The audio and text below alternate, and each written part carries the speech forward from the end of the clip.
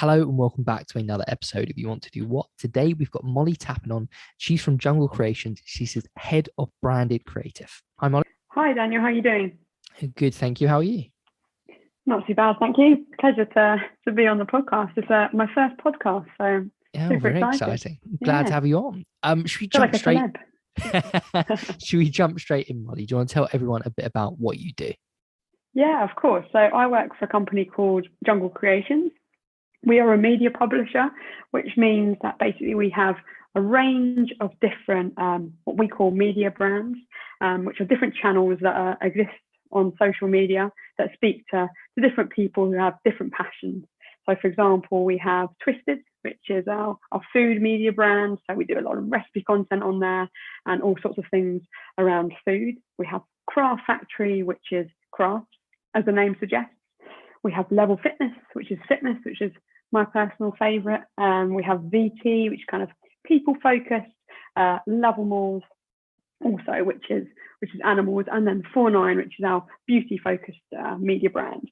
And I guess in my position, what we do is we create content for brands to exist on our different media brands. Say brands a few more times just to confuse everyone. So basically, a brand will come to us, say it's Galaxy. Galaxy want to sell a few more chocolate bars, and we'll say, great, let me create a campaign for you that's going to sell more chocolate bars, but also add a bit of value to different people's lives on social media. So basically, we want to create lots of fun content, whether it's for a brand or just for our audiences. But in my position, yeah, I primarily work with different brands. Wow. I mean, that it sounds a lot of fun. And this is only something that's been around for what, maybe 5-10 years pushing it, this kind of this industry is in itself. Yeah, exactly. So I got into the industry 7 years ago, or 6.5, 7 years ago. I think I got a Facebook account when I was 13. So yeah, 10 years on from that, not even that, 8 years on from that, I was joining a company which wanted to create content on Facebook and other platforms eventually. So it was really a new thing for me, a new thing really in the world. And I got in a very early stage, which means I have quite a bit of knowledge about it, but it's always changing and there's always so much to learn.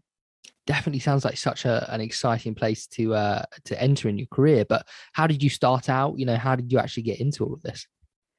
So I always wanted to go into what I thought I wanted to go into advertising. I'm an ideas person, is what I always say. So I've always got different ideas floating around my head, whether it's a new company I want to set up, which I haven't done, but I've got the idea. Whether it's a new, it could be anything. A new children's book I want to write. There's always these things around my head. So I knew I wanted to go into a creative career, and I was always interested in brands and how they kind of sell content in different ways. So funnily enough, I was trying to break it into a traditional advertising career, and it's a very difficult industry to get into. It wasn't quite working out for me. And a friend of mine just gave me a call and said they're living with someone who was the sister to my old CEO of my company, and they were looking for a girl or a person to join the company at a very early stage. It was a startup at the time. There were only five of them there, and they said, "Sounds right up your street. Do you fancy it?" And I went, "Yeah, perfect. I'll go along and meet them." And that was it. And 6.5 years later, I'm still in the same company, and we're a lot bigger than 5 people. Wow. So what kind of skill sets have you developed over your time there? Obviously, there's in this sort of modern social media kind of environment, some new skill sets are becoming crucial, or not necessarily new. Some things like copywriting are still crucial, maybe even more crucial now. But what are some of the skill sets you've developed over those years? Definitely. I think, yes, copywriting and all those sorts of things and selling in an idea is really, really important. But I think that most important one for me is storytelling. So how to convey a story through video content. It's really important that you do things really authentically. So storytelling is definitely something that I've definitely improved over time. I think just an understanding of different social media platforms. As I said at the start, we just started off on Facebook. Facebook was the big platform at the time. So we just started off with a page on there, and it grew and grew and grew. But we've started to grow onto different social media platforms, so Snapchat, TikTok, Instagram, everywhere. So you've got to constantly be aware of how those platforms run, how they work, and then adapt to all the different changes. So I mean, it's a great job because everyone's usually got stuck in their phone, scrolling through platforms anyway. So the key thing for me is I've got to be on top of them and make sure I know what's working and what isn't working on platforms. Wow. Is that just, you do that through just being on the platforms themselves and learning through your own experiences, or are you reading some sort of marketing books or getting it from the internet? Where are you going to keep up with what's going on in social media? Yeah, so there are different kind of listening tools, I guess, you can use. There's a place called Tubular Labs, for example, that has lots of different, or has all sorts of different content from all across different platforms, and it analyzes it to see what people are watching, what people like, and those sorts of things. But yeah, primarily it's more myself and other members in the company. We have to look through platforms. If we see content that we like, we send it to each other and we go, oh, I love this. I love what this particular brand here did, or I love what our own creators did on Twisted, for example, on our food channel. How can we use that information, or use the way that we've told that story, or edited a video, and do that again and replicate it, but in a bigger and better way. Also look at some kind of marketing magazines. So for example, Campaign is a good one. So have a read through that each morning to see what brands are doing out there. But yeah, a bit of a mixture, but my favorite thing to do is just to look myself really and share it amongst my team. I think what you're doing is a really interesting sort of development of the social media and the digital marketing space, because we've had quite a few people on in that space, and we were talking about how going forward, every company in the world, if they want to stand out, is going to have to create its own content, or go to companies equally like the one you're working at that can help them push what they're trying to sell through the use of your content. But these skill sets that people are developing are going to become more and more in demand, right? Yeah, absolutely. And I've seen that just over the last few years. I wanted to primarily get into a creative agency to work in advertising originally. I didn't really realize that this whole world existed. I think the difference is that if you go into a creative agency, you have a lot of fun, but things move a lot slower. So you might work on a brief from a client, and then a year down the line, that piece of work's going live. But the way that we work, we're much more fast-paced, much more trend-led. So that means you might work on a brief from a client in the morning, and 3 weeks later, 6 weeks later, is live. And that's what I love, because I like to see ideas come to life quickly. One, because I'm impatient. Also, it's also good to see your work, get out there as quickly as possible. So for somebody in your kind of role, what does an average day usually look like? Average day. So obviously things have changed quite a bit in a COVID world. But what we do, we have a team meeting every morning. So myself and the rest of the creative team get together to chat about the different briefs that we're working on. If anyone needs any support, alongside our creative strategist. Then I will usually have a brief that I will be working on, or has just come in. For example, say Coca-Cola have just briefed us. Then I'll have a meeting with the sales team. The sales team are the people who are liaising with the clients. So they'll be the ones bringing the brief to us, and they'll say, Molly, I've got this amazing brief from Coca-Cola. I'd love to get your thoughts on it. So I'll have a meeting with that salesperson about the Coca-Cola brief. They'll tell us all the information we need to know, and then myself and different members of the creative team will go away and unpack that brief, develop a campaign for them, and then what we do is we pull together a bit of sounds quite dull, but it can be quite fun, a presentation deck that basically puts our ideas onto slides and onto pages, so we can then go and present that to the client and go, this is why you need to buy this incredible idea, and why you should choose us over competitors. So I guess that's a brief kind of side of things, but also doing a lot of production work. So when we win work, or we win a big brand deal, for example, we'll then have to go and produce the content. So we specialize in video content. So that means we're going out, we're filming it, we're shooting it alongside directors, DOPs, which is really good fun to see the idea you've had in your head actually come to life. Is arguably the best part of the job. So day by day you're doing one of those two things usually. Wow. So for people that don't really understand this space or are thinking about getting into marketing, where does what you do fit into kind of the world of marketing? Obviously, you've got your marketing agencies, you've got your advertising agencies. Why are clients coming to you opposed to going to a marketing agency or an advertising agency? How are you different? Yeah, so we say we sit within the branded content space, which is very different to advertising. So adverts that you see on TV, you're watching a TV show, a advert is going to come on after 15 minutes. You're going to be sold the next Coca-Cola Christmas advert. Branded content is different. Branded content is, I always say, it's kind of advertising without advertising. When you hit the jackpot is when someone's scrolling through their Facebook feed, for example, or their Instagram feed, and they're used to seeing lots of different content. They'll watch some, they won't watch others. And they scroll across a piece of content that, say, we've created in-house. They watch it, they really enjoy it, and they go, wow, this piece of content was by Under Armour. That's an amazing piece of content. And they go and share it with their friends. So I guess that's the slight difference. It's not as obvious, but it's definitely just as, or if not more impactful in my eyes. I mean, to me, that's the future of advertising, because people of our generation aren't sitting through adverts on TV. They aren't paying attention to any adverts that are being forced upon them. But if they're just scrolling and watching a video and they go, oh, okay, Under Armour's in that, cool. They see it without it being forced down their throat, right? Exactly. Yeah. I guess I can give you an example. We recently filmed a campaign with Galaxy. So Galaxy said to us, we've got this new range coming out called Galaxy Fusions, different chocolate bars.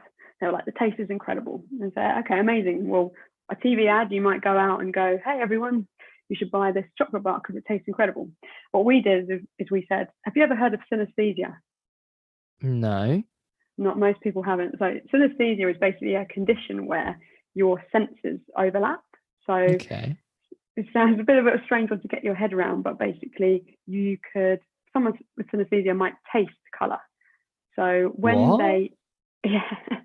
But you're gonna have to look it up afterwards. So and it can happen in lots of different ways to different people. But so you might taste color. So when I eat an orange, I might actually see the color green, for example. Can impact people in different ways. So they might taste sounds, and vice versa. Wow. So what we said to Galaxy was, okay, your chocolate bars taste so amazing, but we want to visualize that for people. We want people to really see that. So we worked with a synesthesia artist, a lady called Lucy, who could taste different colors. And what she did is she tasted each different product within the different Galaxy range, and she created these amazing paintings based on what she saw in her mind. And obviously people loved it online. It was different. It educated them on what synesthesia is. Yeah. I think it was pretty cool. So that's the sort of thing that we do. It's hopefully things you've not seen before, but nothing too different and too high end that you would go, oh, actually, you know what? I feel like I'm being sold to here, and I don't want to watch that. Yeah. So is this space quite a competitive space? Are there lots of companies doing what you guys are doing? And is it a growing industry that people can really think about actually going into? Yeah, absolutely. I mean, even though I started 6.5 years ago, as you said, it's still such an early stage. And there are lots of other kind of competitors out there, different publishers doing similar things, but with a slightly different approach. But I think the platforms continue to be growing. You know, there's platforms popping up left, right, and centre. Ones that we even haven't explored. Yeah, so it's still a very early time to get involved. And if you think of yourself as a bit of an ideas person, and you think of yourself as someone who loves and kind of lives and breathes a bit of social media, then it's potentially the industry for you. It sounds awesome. What would you encourage people that are listening to this and thinking, oh, actually, you know, I'd quite like to get into this? What's something they can do to help themselves stand out in maybe an interview process, or to get their foot in the door, maybe building some sort of portfolio? What can they do? I think it's just going out there and getting trying to get a little bit of experience, whether it's with, you know, with friends, with family, if that's possible. Sometimes that's not. You know, I have some people that just swing by our office and go, hey, can I get an internship? Can I have a bit of a trial? You don't have to necessarily know that person. You know, you just have to try and fight your way in a little bit. So experience would be number one, rather than, you know, I don't necessarily look at, when I'm looking at a CV, you know, university degree. It's not about that. But outside of that, as I said, we specialize in video content. So go out there, try and make a video that you think would be relevant for, if it was working for us, for our media brands. Go out and shoot something, and then build a website or to showcase your work. But That's it's not practical stuff, isn't it? Practical, exactly. You know, actually showcasing what you can do. We've had quite a few founders on the podcast, and they said if someone actually comes to them and says, look, I built this, I think your company could actually probably use it, or, you know, this is an example of my work, opposed to just a CV, which is, I know, you know, we have to use them in some processes, but for me, you know, providing actual evidence of what you can do and what skill set you provide is way better, right? Absolutely. Yeah, I completely agree with that. So you kind of mentioned a few earlier, but what kind of roles exist within the industry that you're in? So within the branded side, I mean, there's quite a few. So we've got obviously creatives, which is the world of which I'm in. We have strategists. So these are more kind of the insights people that provide us with a really cool insight that then goes, oh, great, synesthesia. That's a really interesting thing that I've never heard of. Let's create an idea off the back of that. And then the creative team will kind of come up with the idea off the back of that. We have producers, so the people out there who are happy to actually bring the content to life afterwards. So actually making the videos, working with editors, directors, and all sorts. But then outside of the branded space, and obviously we have the salespeople that I spoke about previously.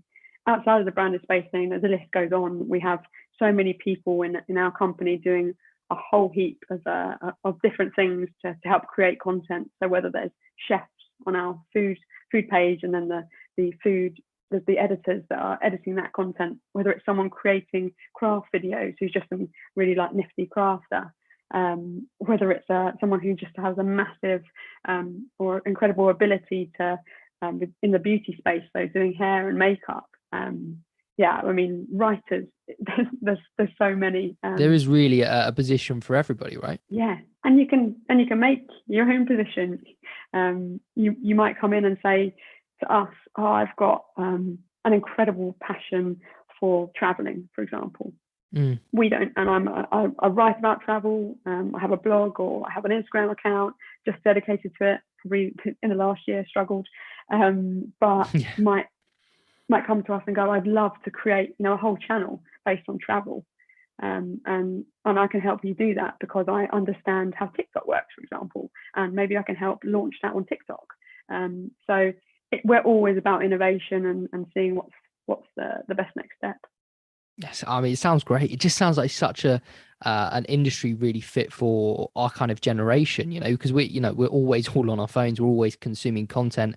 And I think a lot of us like to think, we've got that kind of creative streak in us. And it's like you say, it's so early that people can now actually, help to make an impact within the industry, opposed to going into an older industry where you kind of have to fit in a bit. Yeah, definitely. And I've noticed that from being here, from when it was more of a startup. It's got a great feel. I'm sure other companies within our space are the same. We enjoy what we do, and I think when I speak to a lot of my friends, they might have fallen into a career that maybe hasn't quite worked out for them, which is fine, and now they're looking for something slightly different. But everyone I speak to within our space, or most people, seem to love what they do because we've got a passion for it. Yeah. Which is at the heart of it the most important thing for me. If you've got a passion for something, try and make it happen. 100%. And how would somebody, once they're in the industry, I mean, that you're the perfect person to ask this question, how do you begin to progress within this industry? Yeah, so I started off as a writer, actually. Initially, I was just writing articles for our Facebook page at the time. We've now got 140 million followers and multiple channels across multiple platforms. And I just kept speaking to the kind of my boss and said, I'd like to do this. I'd love to try that. I think I've got a good skill set here. And sometimes you might go, maybe it's not quite right. But the worst someone could say is no. So it's just about finding out where you think your skill set is, and then not being afraid to ask that question. If you think you could do a better job than you currently are in a slightly different area, then go and ask the question. Yeah, the worst thing they can say is, actually, no, I don't think you're quite right, and that's fine. You carry on and you see what's the best next step. And would you still go into this industry knowing everything you know now? Yes, absolutely. Yeah, it sounds like you love it. Yeah, I love it, and I think it's, as I said, it's the best time. It's still a great time to join. It's still at such an early stage, and yeah, I definitely advise anyone to potentially have a crack at it. Yeah. Molly, it's been an absolute pleasure chatting to you. Thank you so much for taking the time to come on and have a chat. Where can anyone find you or the business you're involved with? So you can find us at Jungle Creations. If you stick us into Google, you'll find us. If you want to find me, I'm on LinkedIn, Molly Tappin. So yeah, feel free to drop me a message. Brilliant. Thank you, Molly. Thank you so much.